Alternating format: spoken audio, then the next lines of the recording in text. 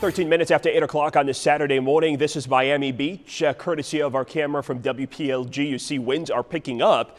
The outer wind field of Irma. No tropical storm force winds there yet, but they're getting close as the surf picks up on South Beach as well. Of course, South Florida beach communities evacuated this morning for good reason. Okay, it's a Category 4, 130-mile-an-hour storm as of the last update. It's interacting with Cuba, maybe even making landfall this morning. I do want to point out to this. The storm in the last update is moving due west. Now look at the forecast from the Hurricane Center. It has this turn beginning right now. Any farther jog to the west is going to shift the track west as well. And I do want to caution you that there will be continued, guaranteed adjustments to this track. It could certainly continue to slightly shift west throughout the day, and it won't take much of a shift to start to move this towards the Gulf of Mexico or maybe even our shoreline. It is going right through our area right now, but again, tropical storm force winds will extend from the east coast of Florida all the way to more than 100 miles offshore. Hurricane force winds around this red line will go 50 miles or more in either direction.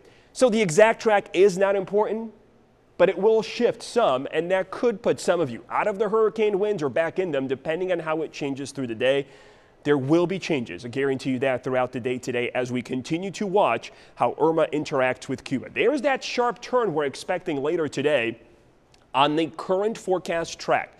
The Hurricane Center still thinks this could be a major hurricane in the Bay Area Sunday night into Monday, and I think that's what we should prepare for just in case. Hopefully, the westward jog will continue and we'll be dealing with something less severe.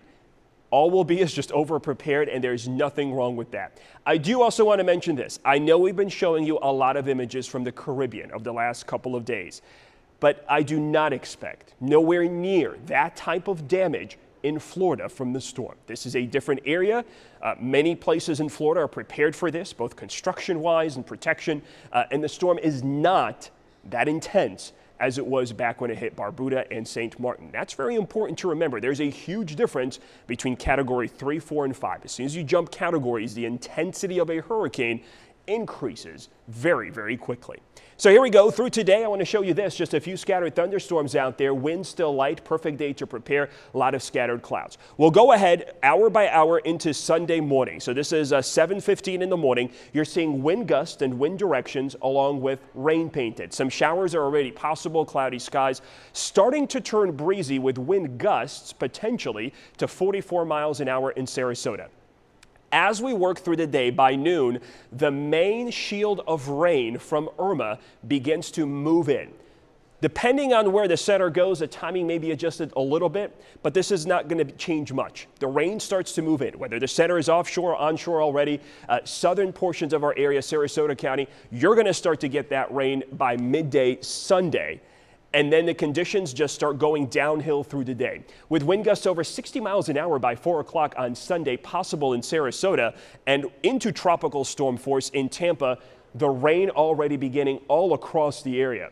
As we go through the evening on Sunday, 8 o'clock, look at these wind gusts. Some of you, Sebring, down towards Zolfo Springs, Sarasota, Mayaca City, could see wind gusts in excess of 100 miles an hour with torrential rains falling at 1, 2, 3, 4 inches per hour. So we'll also be watching for flash flooding inland.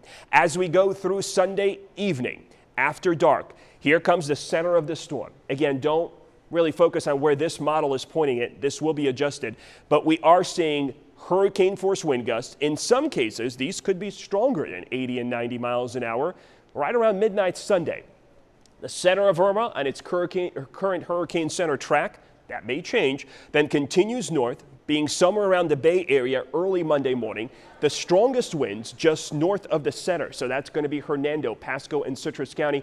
Your worst conditions really very early Monday morning into mid-morning Monday. Then by Monday afternoon, everything starts to shift north. By mid-morning, we're already just seeing tropical storm force wind gusts as the storm moves away. Storm surge potential lower here than in other parts of Florida because of a faster moving storm, but those of you along the coast may still see 3 to 6 feet of storm surge above high tide levels, so coastal flooding is certainly very possible, guys. All right, thanks, Greg.